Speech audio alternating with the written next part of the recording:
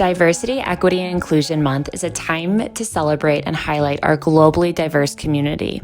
Join us in recognizing underrepresented leaders from all over the world and listen to these incredible journeys and the new heights they will reach next. DEI Month is presented by Silicon Valley Bank. So welcome everyone to the very first event and the launch event of Startup Grind Varanasi. I am your host and host Prashant Pandey. I am the director of Startup Grind Varanasi. Okay, so before starting today's event, let me give you a brief intro about Startup Grind and the motive behind starting a chapter from Varanasi.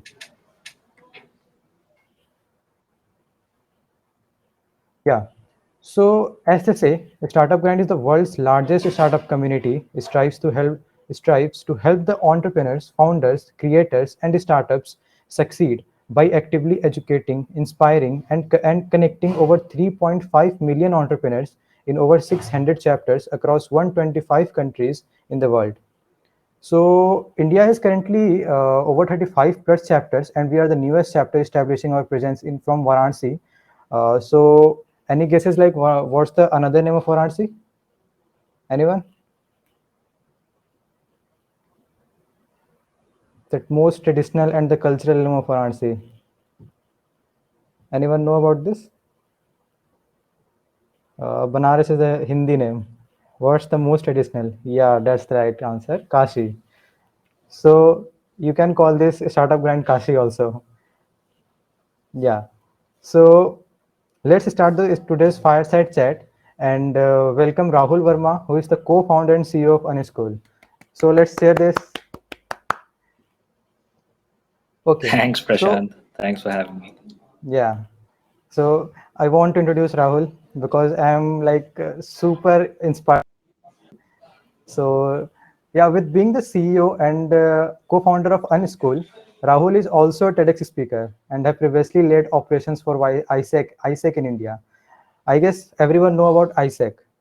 So yeah, he has also an amazing experience of more than 4 years in edtech industry, in which he founded his own startup ladder, that is Unschool. Unschool is an edtech marketplace backed by the leading, you can say that startup accelerator, the Y Combinator from the batch of Winter 21, and has also ranked third on LinkedIn's top startups list 2020. Yeah. So also there's an amazing announcement today. Unischool is providing a 50% discount coupon to all courses of Unischool to all those who promote this event on Instagram in between and after the event using hashtags Startup Grind Varanasi, Unischool, and SGVNS X Unischool. I will be mentioning this hashtag in the chat and also tag unischool.it and startup grind vns on Instagram, and we are looking to your promotions. So the thing you have to do is you have to upload a story, or you can post too if you want. So with these hashtags and the tag, we will be looking to your promotions, and we will like provide the coupons to those who pass this it's an activity. So we will be providing these 50% discount coupons to all those who will pass this activity. So okay, I'm attaching these hashtags here in the chat.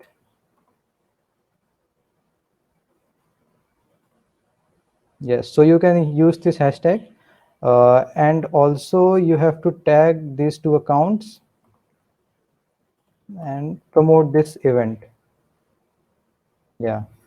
So you have to use these hashtags and and you have to tag these two accounts and promote this event in between and after the event too. And we will be sharing the discount coupon to all those who will pass this activity. Amazing. So without a further ado, let's start this fireside chat. And again, welcome Rahul to the fireside chat, and let's unfold the journey of Unischool. Super. Let's go. Yeah. Okay, so as this is a fireside chat, so I will be interviewing Rahul for with few questions, and you can also ask your questions in between the event. We will consider those questions too, and Rahul will be answering those questions too, either in between the like this fireside chat, or after this we have a Q&A session for 10 to 15 minutes. So either he will be answering in this in between, or after those 40 to 45 minutes in those 10 to 15 minutes. So you can like post your questions always in between the event, and we will consider it. Okay. So like the first thing I want to ask you, Rahul, like we want to know more about you, your college days, and the other past experiences in this industry, like the edtech industry you founded this, like your amazing startup. All right. Before I start off, quite a few known names here. I Yeah. think all of these are unschoolers at one point or Oh, the other. I can Abhinav, Rajmouli, probably if I can't recollect someone else, sorry for that. But yes, that's good to see you amazing. guys here. And I think it's the first event for Startup Grind, and I just hope that there's going to be probably 600 participants coming to the events in the coming future, and this is just going to be the foundation for that. But yeah, Yeah. I think my college life. See, I was one of those engineers who joined engineering because it wasn't particularly my choice, but by chance is what I became an engineer for. So follow the same typical journey, especially for a South Indian kid or an Indian kid as a whole. Got into IIT training in ninth standard from going away from an ICSE school, being an all-rounder there, good at sports and good at academics and good at extracurriculars. Suddenly putting me into a place where 12 hours of math, physics, and chemistry had to be done. That was not something that I like to remember in my life. I almost consider it a gray area in my life, 9 to 12 standard. So immediately Yeah. after I got admission into SRM University with a scholarship, I mean, that was for me a pass of freedom, right? For me, it was like, wow, and now I can spread my wings and do everything that I've been passionate about and everything that I love. But then the second blow hit me in my life that 1 year down my engineering life, I realized this is not what I wanted to do. For the first doubt was when they were teaching me physics and chemistry in engineering. I was like, wow, okay. I just finished this in 12th and I have to do it again. So yeah, what I did is after 1.5 years, after realizing that, started spending a lot of my time outside of the four walls of my class. Yeah. Joined clubs, joined organizations, and then I realized during this time is when my eyes opened up to new possibilities. Right, I started exploring more. I realized that more than my teachers who were teaching me in the classroom, when I joined these computer science based clubs, it was my seniors who challenged me. They were in fact pushing me to do work on new softwares and new programming tools and whatnot. And I think one of those organizations for me was SRM Search Engine in my college. So I joined a search engine which was government funded. They gave us 50 lakhs in funding. They said, make a Bharat autonomous search engine, make a search engine that's not Google, but make it for Yeah. India. So the idea was intriguing, but I was not good at coding. Definitely seeing my North Indian peers making Snake and Ladders game on Java, and I'm writing printf Hello World over there. It was very difficult for me, and it was very intimidating. Yeah. But yeah, I learned. Started as a team member, went on to be the user head for the the user experience team. I became the vertical head. So there I realized that I can also be an engineer. I can make something out of this career. And in the meanwhile, I joined other things as well, including fests in college, organizations, and that's when ISEC came about. Started as a team member. When I went for my ISEC interview, they selected me to be part of the sales department, which means I was responsible for convincing students to go on student exchanges. My first thought was, are you stupid? You take an introverted, shy kid like me, who's gone through 4 years of math, physics, and chemistry and IT training. Why would you put me into sales? I definitely did not believe that I would be a good fit. In fact, Right. that's what happened. In the first, I think, 90 days of my ISEC journey, I was supposed to at least make 5 people go on a student exchange program to a different country. And although it seems small, the number 5, each person would be spending about 1.5 to 2 lakhs, including their flight and hotel accommodations and everything in a different country for 6 weeks. It's a huge investment, right? And therefore, I think what I'm doing today is selling unschooled courses, which is 3,000, 4,000 rupees. I think this is very small compared to what I did back then. In fact, this seems much more easier. Uh, Yes. so selling that was extremely difficult. And for the first 90 days, all I used to do was wait for my lunch break. That was the only time when I could go out and speak to other students and market the exchange program.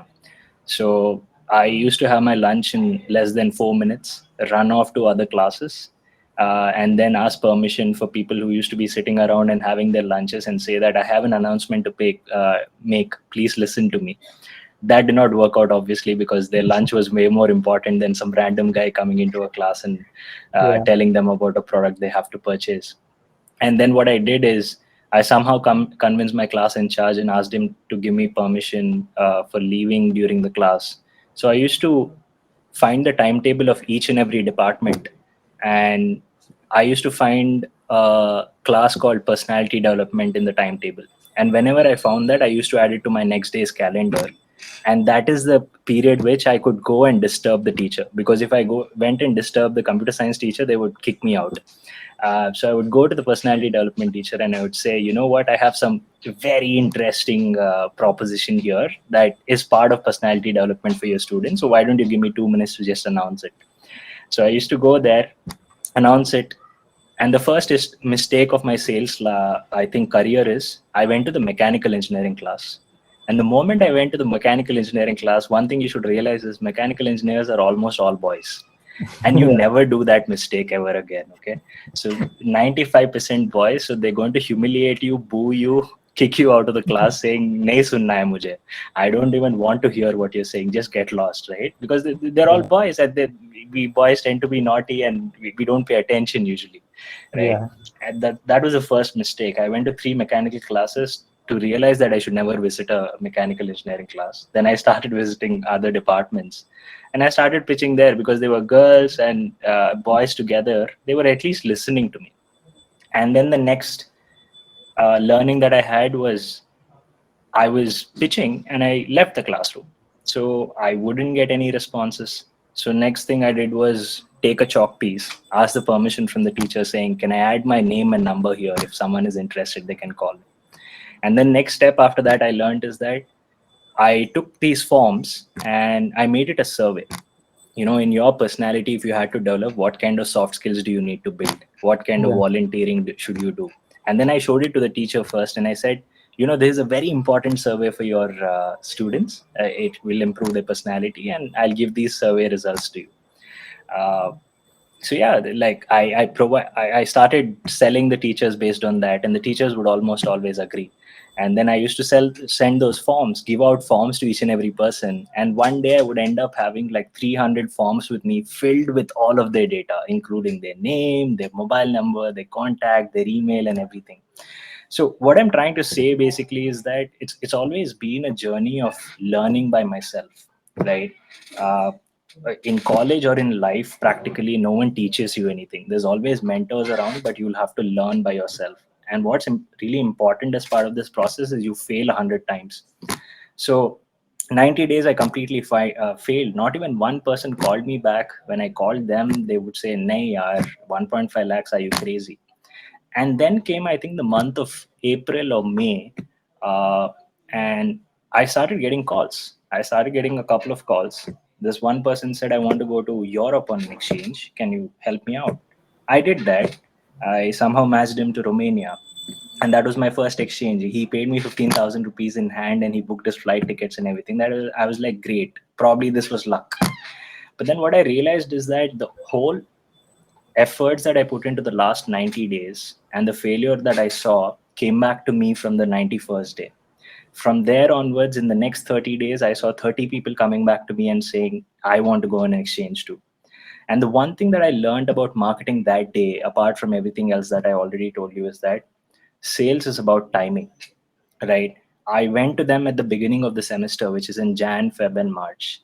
Beginning of the semester, no one thinks about going on an exchange, especially when you have to go out for 6 weeks out of the country. But then April and May, they got back to me only primarily because summer vacations are going to start from June. That means they wanted to start planning in April and May, right? So Yes. I think that's my journey of how I started. From there, did really well, went on to become the team leader, then went on to become the vice president. As a vice president, I think I had the most, I think the best year of my life. While I was still in college, I was leading a team of about 150 people. Amazing. We did about 250 exchanges that year. We won the award for excellence in ISEC in India. I think that record is still not broken in the organization. So it's a lot of experiences. And then I applied. That is a time when I think I got into fourth year. Uh, like many of you who would be wondering, will I get a job? What salary will I be getting? And everything. I was in the same state. Luckily, I got selected in a couple of companies with good packages. But then I just took those offer letters, showed my dad, hey, here's the offer letter that you always wanted for all of the tuition fee that you paid for me. Now I want to do what I'm passionate about because I've proved myself. So I ended up applying for ISEC in India, got selected to be the head of operations there. And I don't think I saw college in fourth year. I never went to college. I ended up traveling to Mumbai and starting my work there as the head of operations for ISEC India. So I think this was a long answer, but yeah, that was how my college life was. Yeah, actually, that was your luck. Like you have not attended that fourth year. Very lucky. Yeah, yeah, very lucky. Amazing. So you have started an school. So what was your actual idea and innovation behind an school? Yeah. So more than the idea, I think for us it was about solving a problem. I just told you about my journey, right? And I Yeah, think I was fortunate to have chosen a path or fell into a path somehow. The stars aligned for me, and something fell in place that I found the organizations that would really help me. Um, okay. but the bigger problem was that there's millions of students like me pursuing something that they're not really interested in, Yeah, right? And then we complain about unemployment in India. yes. Why is there unemployment? It's simply because students who are graduating do not have skills required for the industry today. Yeah, The world today is talking about AI and machine learning and 3D printing and even space exploration now, going to the yeah, Mars and going to the moon and having a civilization there. And all that we're learning in college is what my dad learned 20, 30 years back during his engineering. So the textbook has not much changed, right? And then why do you expect a TCS or a Wipro or an Infosys to give you that 10 lakhs package that you always dreamt of? yeah, What they're doing is creating educational institutions within their own companies and within their own campuses and training people for 6 to 12 months, calling it sitting on the bench, calling it training period, paying you very less, like 16,000 rupees per month, and then training you saying, forget whatever you learned in college, come learn with me.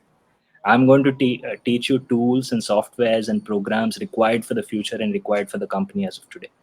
So I yeah, think that bridge, which is there between what students are learning and what the industry need, and that's the skill gap that I think now I'm very clear about it. Back then, for me, the problem was that no, education is not good. It's not good to say that. In fact, education system is good, and all of, including the prime minister and the education minister, are making reforms to make it well. But yeah, fundamentally, when starting unschool, that was the problem that I wanted to solve.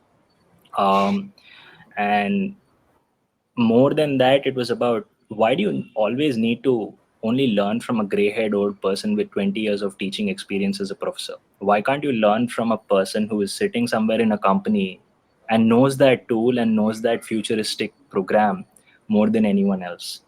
So my idea was to connect students to like-minded people who like to share their skills and who have the knowledge to teach, and they have this inbuilt uh, wish to educate a generation of young learners and make a bright future for the country. So with that idea, we made a marketplace. We said anyone can come teach on the platform, anyone can come learn on the platform.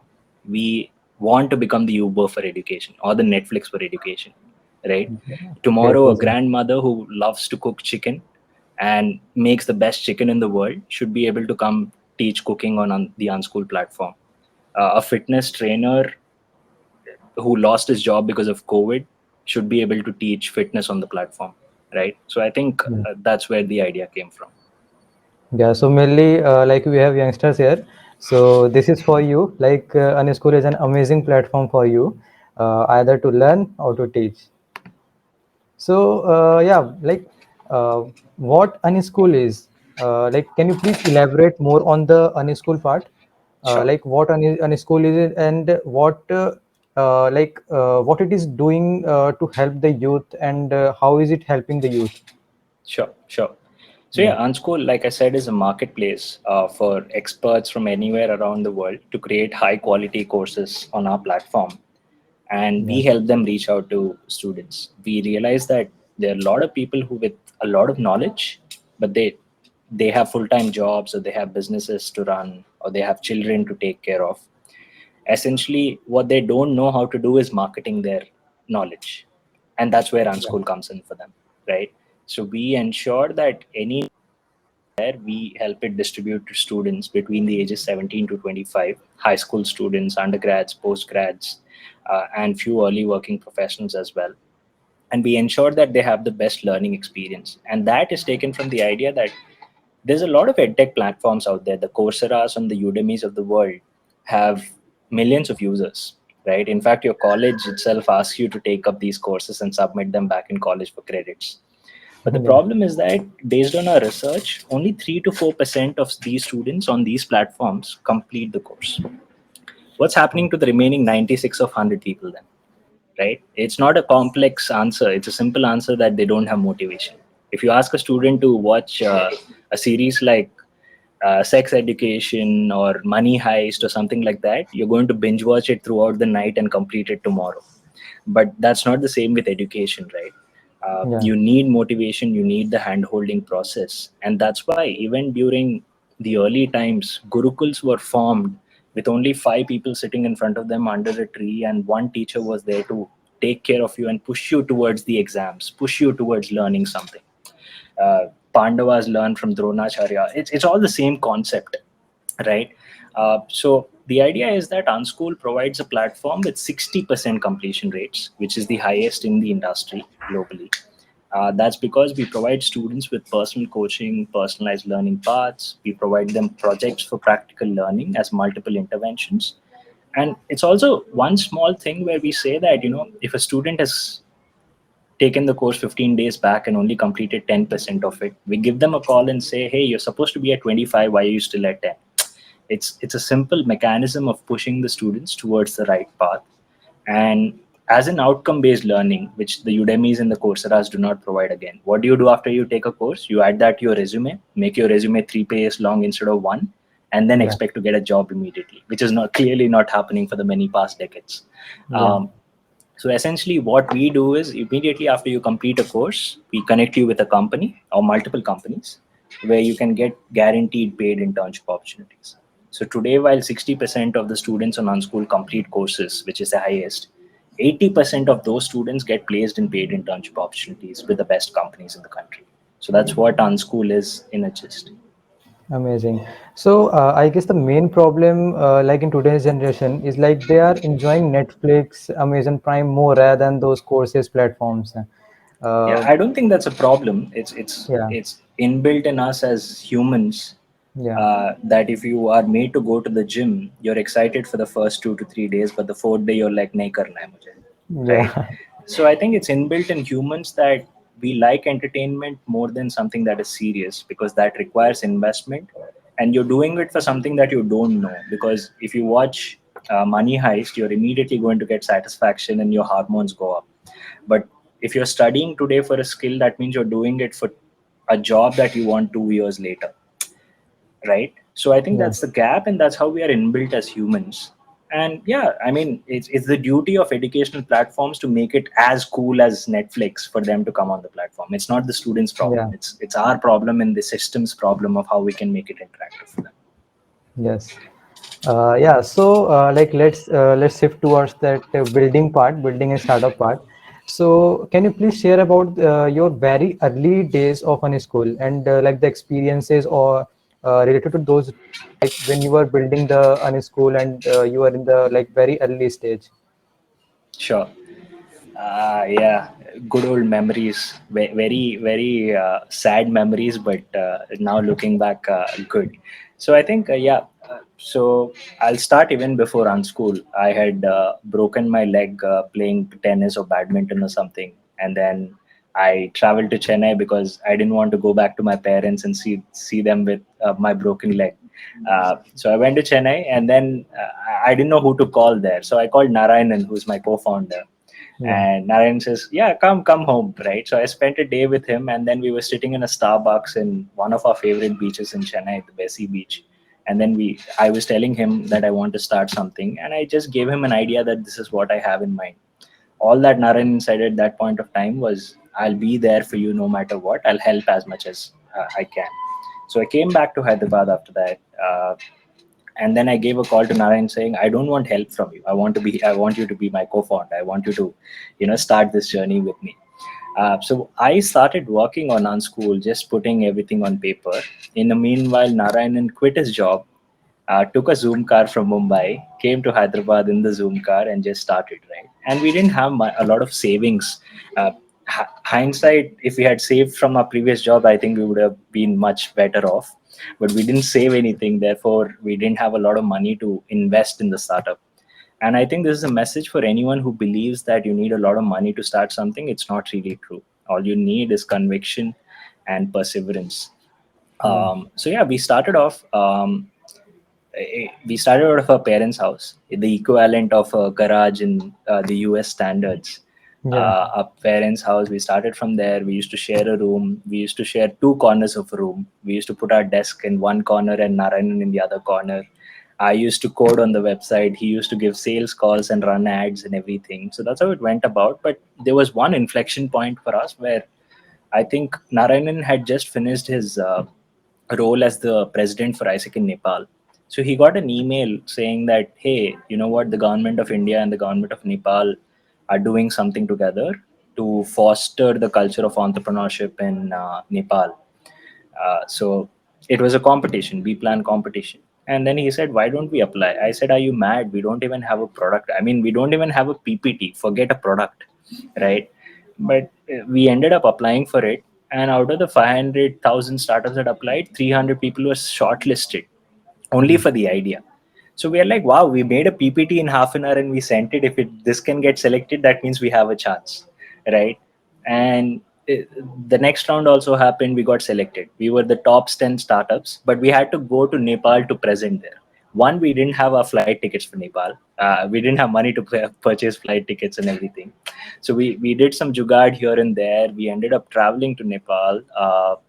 And then we realized we don't even have business cards. We walked into the hall and there were people with suits and everything. The Prime Minister of Nepal was going to be there as a chief guest. We're like, whoa, first we don't have a product, but at least we need to have a business card in place, right? So Yeah. immediately Naren and I sat down. We put two arrows together like this and we said, one arrow represents teachers, one arrow represents students, and one arrow is going to be in yellow, one is going to be in blue. And then we put it together and we said, this is what is the Unschool. Immediately we sent it out for printing. The printer shop was sucked completely. They gave us very, very bad visiting cards, which we ended up not using. But yeah, we presented with all of our heart. We won the B plan competition.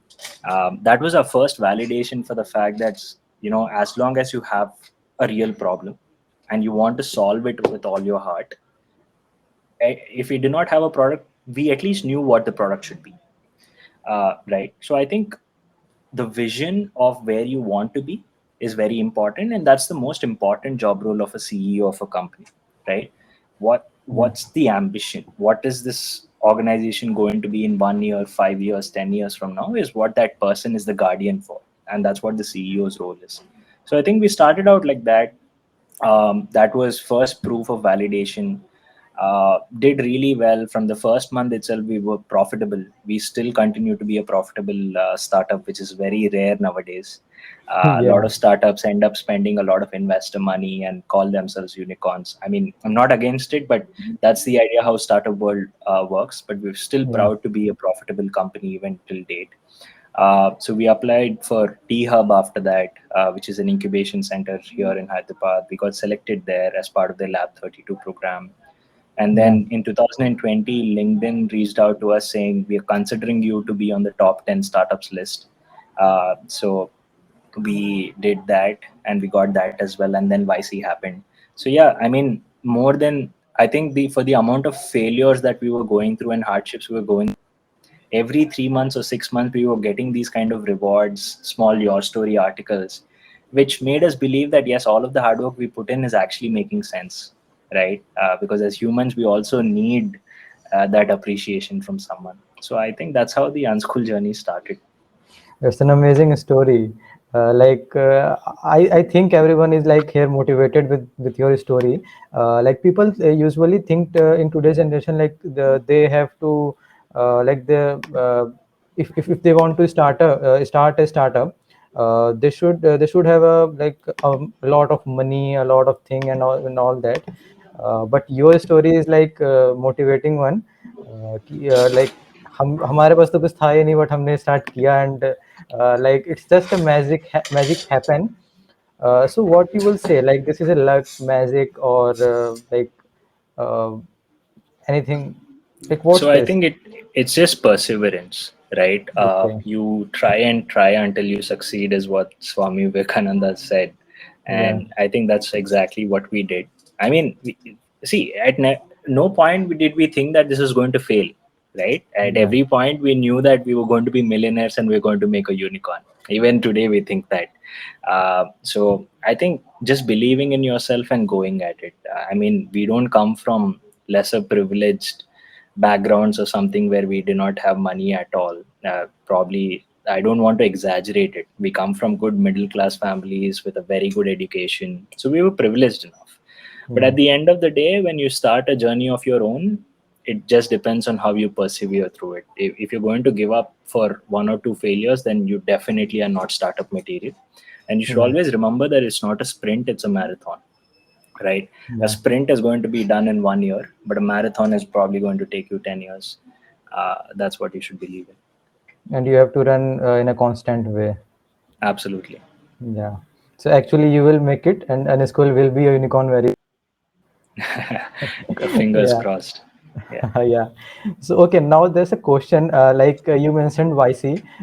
So I guess here everyone wants to understand, if he or she is an active founder or aspiring one who know YC, like how YC happened, and also share your experience and advice on what value YC provide, and how to get selected in YC. Sure. So I'll start with how we got selected. It's a funny story. Yeah.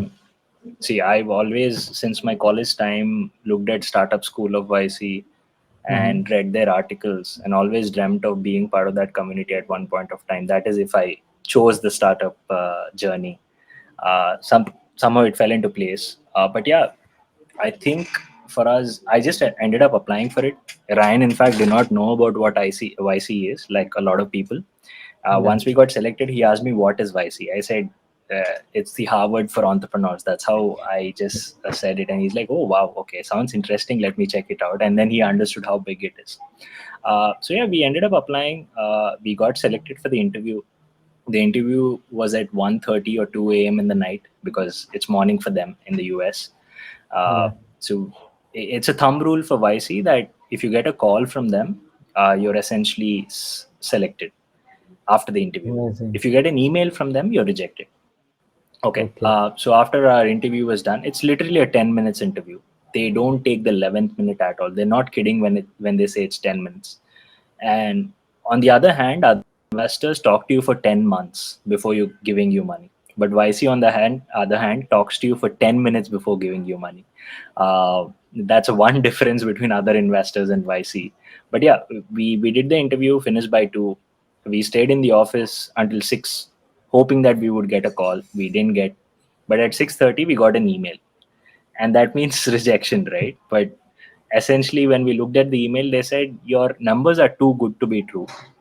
We don't understand how you've been profitable and how you're maintaining such high margins. So please send us an MIS. I mean, details of all of your company and how you've been profitable. So 6:30 to 8 o'clock, we spent making that MIS from scratch because we didn't want to take it to the next day. Send it to them, and then by afternoon we got a call essentially, right, that you are selected. And what they really liked about us is the fact that we took 1.5 hours, even though it was early morning and we didn't have any sleep. I mean, there were other reasons for why they selected us, but they've specifically mentioned that this is something that they really appreciate in founders. That hunger to get something done immediately is what is very important for them. Yes.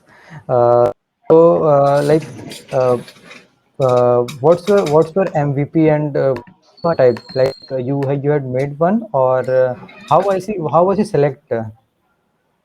Right. Like, yeah. So yeah, I mean, for YC, by the time we reached YC, we already had about 30,000 paying customers, and we were doing really well. But at least for us, MVP was there was a time, I think, in 2019, for 2 months we did not have a product in hand, but I still used to sell the courses. I used to tell people that you buy the course now, we'll give you access in 2 months. Right? I mean, I'm still grateful for the customers who paid us money then and kept us surviving, but they Yeah. believed in us, right? We learned how to sell like that. I think April, May, June 2019, we used to sell the product, but we didn't have a product. July is when we released our first course and actually gave students access to it. And fortunately, they like the course, they like the quality, and that's how it worked out. So if you ask me what my MVP was, it was just my sales pitch. But if you ask me, otherwise, technically, we took 3 months to make the best form of courses. We only made three in the beginning, but we made it high quality, and that's what worked out for us. Cool. So YC application has you can say a form, a block or field where they ask for a prototype or a website. Yeah. So like what you did in those fields. So, like I said, Prashant, 2019 was the story where we did not have anything, right? But Mm-hmm. 2020 ending is when we applied for YC. Yeah. So by that time, we already had 30,000 customers. In one Cool. year, we got 30,000 customers to pay for us. So I think that's what they liked about us. Yeah. The extremely fast growth without any form of investment. So yeah, we had the product by then. We had the website by then. In fact, even till date, we don't have a product made in house. We use a third party learning management system. So, for all of the people who give excuses that no, it's not ready, I can't release my product, I think that's bullshit. Yeah, one thing I remember YC always say don't be late in launching your product. Build as fast as you can and launch your MVP as soon as you can. Yeah, Absolutely. yes, amazing. So, what's the major difference between MVP and a prototype? See, I mean, both are the same according to my understanding. Prototype Yeah, is for products that have the touch and feel mechanism to it, right?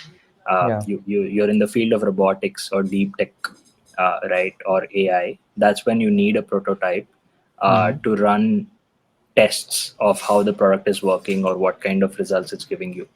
Mm-hmm. MVP is as simple as a minimum viable product, which means that if these were the features given to a customer and if they paid 1,000 rupees for that product, Mm-hmm. and those were the least amount of features with no form of user experience, user design, technology, there's nothing beautiful about it, right? It's just a plain old black and white website. And even if for that, if a person is signing up, downloading your app, paying you 100 rupees, 10 rupees, 1,000 rupees, that means your MVP is successful. So you Okay. have proof that if I increase the price to 10,000 with all of the features that I would want in the future, they're Mm-hmm. going to pay for it. So what you're doing through an MVP is essentially the hypothesis going to the fact that is this a real problem and is the problem big enough? Mm-hmm. And if I release this, is this something people would pay money for? Otherwise, you can just be an NGO, Yeah. right? If you want to run a charity, you can run that, which is very noble. But at the end of the Mm-hmm. day, you need paying people. If not in the Yeah. first year, you would need them in the 10th year. So Yeah. essentially, MVP is anything that is giving you proof that people are interested in signing up. Mm-hmm. Great. Yeah, so I'm much more curious about in those 3 months in YC. Like what's inside Right. the Uh, model? so I think, yeah, I mean, before YC demo day, see, the first meeting that we had with YC was the Airbnb founders themselves, the three founders, because Mm-hmm. they were part of YC. And Yeah. YC has a very strong alumni culture or this community culture, right? Mhm. Today, if I get an email from a founder who is from YC and asks me for a favor, I'm going to do it. So Yeah. there's very strong camaraderie in the process. Um, so I still remember it was Airbnb's founders, three of them, taking a 2 hour session with us, just like this, having a fireside chat and explaining all the way from when they went bankrupt, when they slept on air mattresses. Airbnb was not Airbnb first. Yeah. Airbnb was first a company that used to sell Kellogg's Chocos and cornflakes. Yeah. Airbnb then became a company that used to have these air mattresses that used to be sent to these hotels where people can use them for rent. And then Yeah. Airbnb became what it is today, including the times where they used to not have a place to stay, went bankrupt, had loans on themselves because they went into debt built in the company. Each of this was explained to us. And imagine Airbnb into the hundreds of alumni who were part of it. Take a Dropbox, take a Razorpay, take a Meesho. All of these founders would come and speak to us daily, right? And I don't think any amount of Harvard or ISB or Stanford graduates would get that kind of an experience where you hear it from the horse's mouth Yeah. about what they went through. That is one. And second, I don't think YC is has some secret sauce. It's a big brand, but what YC does is it ensures that your fundamentals of building a business are very right. That's all they do. There's no secret sauce. There's nothing magical and rocket science happening to there. To be very frank, a YC founder is not some god, right? At least that's what people believe. Even I Yeah. believed that before I got into YC. But it's very simple. They just ensure that uh, you're building a business for scale. You're building a business for the long run, and secondly they take extreme care. I still remember my group partners who were YC partners Mhm. taking 30 minutes out for me to make my own pitch deck, to change small words like remove the there, add a here, add at here, your English is wrong, change this. That's the kind of precision that they move into. And this person who was helping me make my presentation for demo day was a person who sold his company for $900 million, Amazing. probably few thousands of crores. So Yeah. their humility in terms of helping you out through the process is insane, right? And I don't think Yeah. you get that anywhere else. Yeah. Great. So it's like I've read about that Airbnb story, and like I was shocked to I know that their air bread and butter. The full form is air bread and butter. So how air Bread bread and and butter breakfast. happen? Yeah, bread and Bread and breakfast. Yeah, breakfast. Yeah. yeah, you are right. Bread and breakfast. So I was like shocked to know that how air bread and breakfast happen. Yeah, Yeah, and I absolutely. know that they sold like Cerelac in their very early days. Yeah. Absolutely. Absolutely. Yeah. So, like, how you raised your first round of funding, and like, according to your experience, what is the right time for any founder to raise the very first round of funding for their startup? Okay, I might not be the best person to answer this because we have not had the requirement to raise funds. We're currently in the process Yeah. of raising our first round. Yeah. But yeah, I think it's as simple as this. Like, when do you have to raise funds is a question of always look at your company 1 year from now. That's called the investment runway, right? And this happens with all investors. Let's say you're asking someone for 1 crore, and the first question that they're going to ask you is what is the investment runway, meaning that if I give you 1 crore today, how long is your business going to survive in the worst case scenario?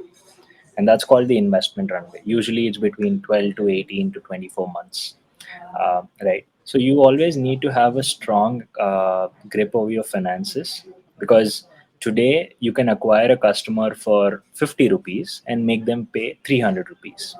But tomorrow, when you're increasing your business, you need to hire more people. You need to do more marketing. You need to do more advertising. Your product price is still 300, but instead of spending 50 rupees to acquire that, you're spending 350 rupees now, which means that instead of making 250 rupees in profits, you're now making 50 rupees in losses. So Yeah. the investment money comes in where you have to expand that 300 and improve the product to make that product 600 rupees in time, right? Mhm. Or be in a place where you're acquiring users today, and you acquire so many users, like million users, and for each person you're losing 50 rupees, right? That is 50 million rupees lost. But Mhm. on the other hand, what will happen is that when you have a million users, they start liking your product, they're going to purchase a second product with you, and the third, and the fourth. So that's called the lifetime value of a customer. You don't judge the customer based on what he's giving you in the first go, but how long is he sticking with you, which is called retention, which is called stickiness, and then how much is he going to pay you eventually. That's what happens with the Mhm. Ubers and everything, right? When Yeah. I think when Uber was launched in India, they used to give us coupons left, right, and center, and we used to have free rides most of the Mhm. times. But today, if you have to book an Uber, you'll have to burn your pockets. But the thing is, will you choose an alternative? No, you end up going with either Uber or Ola, right? Yeah. So I think that's what stickiness means. You get people Mhm. accustomed to your product, get habituated. No matter how Mhm. how much you know that Instagram is going to be harmful for you if you look at it 12 hours a day, you're still going to go back to it, right? Yeah. No one is paying you to do that, but that's how products are built, and that's when investment has to be raised. You need to know your 12 months projections, and you need to know how much you should raise and how much will that help you in terms of scaling your product and scaling your business. Yeah. So you said that Instagram thing. I think that we are paying Instagram and we are paying the whole Facebook company our time. The major thing is our time. We are paying our time. Uh, Yeah, like so, I think we have to use it accordingly. Like we are paying our time, not the money. And yeah, the time is the major thing more than money. absolutely. Yeah. So we are coming to an end, and I want to know what Unschool is doing in current days and what's your future plan. Mm, right. So we have a lot of progress and products that we're releasing at Unschool. One is what we're building currently is a social feature. Just for the stickiness part that I just told you, right? We Yeah. know that students are coming to us completing courses, they're happy with the product and everything. But our major pain point right now is to get them to stick to the platform, which means that a person Mhm. who's purchased a course in the first year of college should come back Mhm. to Unschool to purchase it in the next semester or the next year, which is second year of college. And they will only Okay. remember Unschool to be the solution if they stay part of the community and we're keeping them engaged. So what we're Mhm. building is a community right now. The Mhm. community almost works like Facebook, right? You don't Mhm. need Yeah. to go to your teacher or your mentor to ask a question. You speak to each other, just like it happens Mhm. on Quora, right? You can Yeah. talk about World Cup, you can talk about AI, you can talk about design, you can talk about football, anything, but be part of the platform and keep interacting with each other. You can attend hackathons, webinars, workshops as a part of it. Yeah. And in the end, we also reward students for doing this. The more time they spend on this community, the more they contribute to this community. They are given unschool credits, just like cred coins. I'm sure all of you followed IPL and know the Yeah. concept of cred coins. So the unschool credits can be used by you to purchase products on Flipkart, Mintra, Domino's, Swiggy, Zomato, Mhm. and many other platforms. We have hundreds of partners. Where so what we're trying to do is that you not only spend time on the community and learn, we're actually awarding you with discounts in hundreds of other platforms where you can buy your favorite products, right? So this has increased our stickiness and daily active users and monthly active users over the last 3 months. So I think the next 3 years we want to reach a million users on the Mhm. community. Great. By the year 2025, we want to be the one-stop solution or the employment hub for people. When they think of internships, they should think of Unschool. When they think of jobs, they should think of Unschool. We would want to have about 1,000 courses in the next 4 years on the platform, be it paid or free courses, we don't care. But we would want to provide anyone who wants to learn music and doesn't have a choice, Unschool should be the place.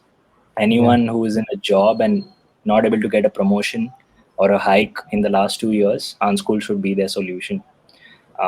Anyone who doesn't know what to do with their life and not understanding if engineering is good for them or arts is good for them, Unschool should be a choice. So I think we want to be Great. the one-stop solution for anyone to become employable. That's what we want to be. Yeah, and we wish you all the best for that. Thanks, Prashant. Yeah. So, yeah, that's the last question from my side. Like, please give some light on building a right company structure, including team building and maintaining culture in the company. Right. So I think you always hire for uh, character more than skills. Okay, Yeah. skills are really really important, but you Mm-hmm. hire for character, and I think Mm-hmm. that's what. So culture comes immediately when you hire people with character. You don't need to build culture, right? Mm-hmm. You hire someone necessarily might not believe in your vision as much. If they Mm-hmm. believe it, that's brownie points. That's very good. But someone who is very hungry, and startups require those people who are people who are not paid very much, but probably Mm-hmm. paid in stocks. That means Yeah. that if that person is ready to say that, hey, you know what, in my previous job I earned 1 lakh per month, you just give me 50,000 rupees per month, but give me Mm-hmm. stock. That means Yeah. that that person believes that in 3 years from now, this company is going to be big, right? Yes. So hire people who believe in the future of the company, hire people Mm-hmm. who have great character, hire Mm-hmm. people who you are comfortable with as a founder. Mm-hmm. As long as you're comfortable with them, both of you are going to work at 1 a.m. in the night and 8 a.m. in the morning equally, right? So I think Yeah. that's what is important. And coming to the structure of the company, see, it's there are few things that you should not compromise on. That can be your lawyer, that can be your doctor, and that can be a chartered accountant, right? Yeah. There's few things that are really important, and unfortunately school system does not teach us the basics of these things. So I Mm-hmm. think whatever money you have, you should be able to invest in a good accountant for yourself, good lawyers for yourself, and they will take care of the process. Because if you start spending the first 3 to 6 months of your company thinking about the structure and these GST certificates and incorporation, who is going to build the business, right? So instead, spend time building the business and Yeah. leave the remaining to experts. That would Great. be my suggestion. Okay. So, your last advice to the youth of India. I'm not sure I should be sending out messages without achieving so much myself, but I would just say this, that I think dream big is one quote that I've always, it's not a quote, but these two words have always been very close to my heart. Yeah. Um, we've always been kids from school who believed that we could do something. And when we were Yeah. kids in school, people used to tell us, our uncles, aunts, relatives, friends, that we are special. But somehow, after you turn 16 or 17, they stop telling you that, right?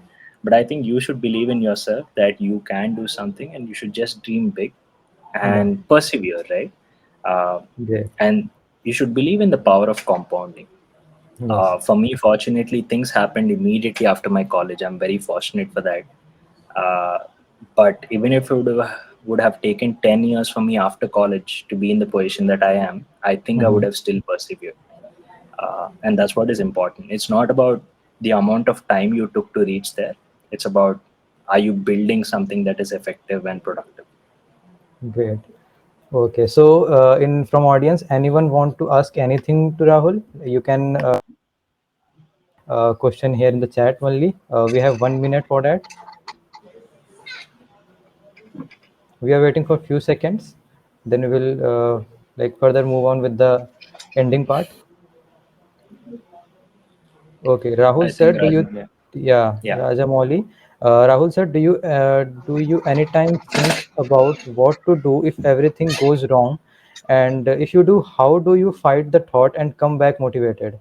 I feel one reason for many people to not start a startup would be such fears. Yeah, so I think this is where we are lucky, right? Yeah. Um, yeah, basically, you need to think about your age at this point of time, and Mhm. that's what was my mantra during college. I used to start a lot of things and do a lot of things, because what's there to lose at this age for us? You don't have a family to take care of. You don't have wife and kids and husbands to feed, right? Yeah. So essentially, at this point of time, you should just take the plunge, and knowing that there's a safety net. I still remember the time when we started our previous company I was a part of. We had asked our parents money for buying MacBooks and laptops. We didn't buy the MacBook. We put all of that money into building the startup. And the only ideology behind that was, it's okay. What if we lose? They're anyway paying 2 lakhs for my tuition fee in college. Uh, this 50,000 rupees won't hurt them a lot, right? Because your parents are in a place they can put you there. And second is, when you're learning how to start, what is really important is that through the failure, you're learning so much. That means that even if you fail and your startup has gone bankrupt, you might feel bad, but the amount of skills that you have will get you a job that is paying you more than when you were an entrepreneur or starting your own company. So, what I'm saying is that the effort that you put in never goes waste. It Yeah. depends on how you're going to leverage that in the future. So I think at this age you have a safety net. You have nothing to lose, so you should just go at it. Great. Okay, so we are wrapping up with this fireside chat. Thank you so much, Rahul, for giving your precious time to us and helping us to learn and understand like how to build a startup from India. We are looking forward to host you again sometime. Super. All the Thank best, you. Prashant. Thank you so Yeah, much. thank you so Had a much. good time. Bye. Bye bye. And thank you, audience, for coming to this event. We look forward to host events with you again. Thank you.